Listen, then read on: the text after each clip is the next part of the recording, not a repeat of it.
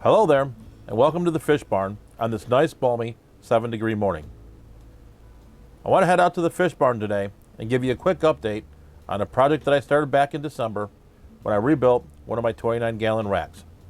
I also want to unbox and show you some plants that I picked up as well. So let's head into the fish barn and take a look.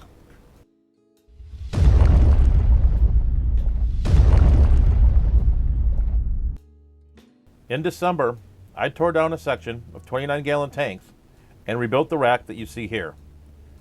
I've enjoyed this rebuilt rack so much that I decided to take down another group of 29-gallon tanks and rebuild that exact same rack in the back section of the upstairs of the fish barn.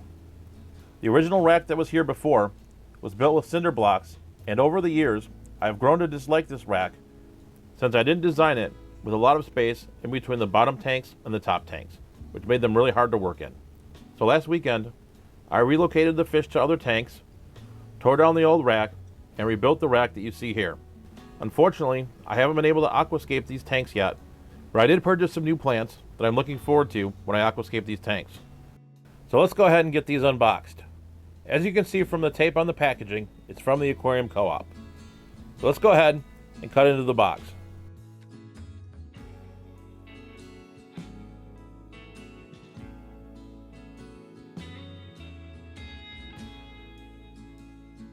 Pulling out the heat pack, it's definitely still warm.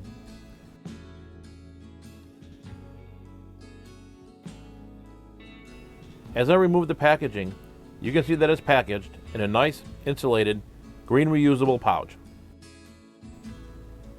Let's go ahead and pull the plants out.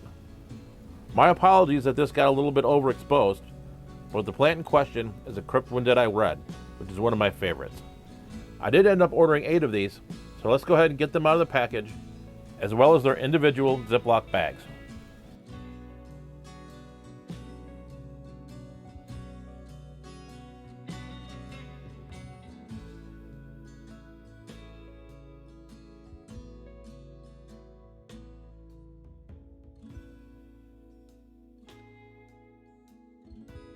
Now that I've gotten them out of the bags, you can see they've made the trip from Washington in great shape.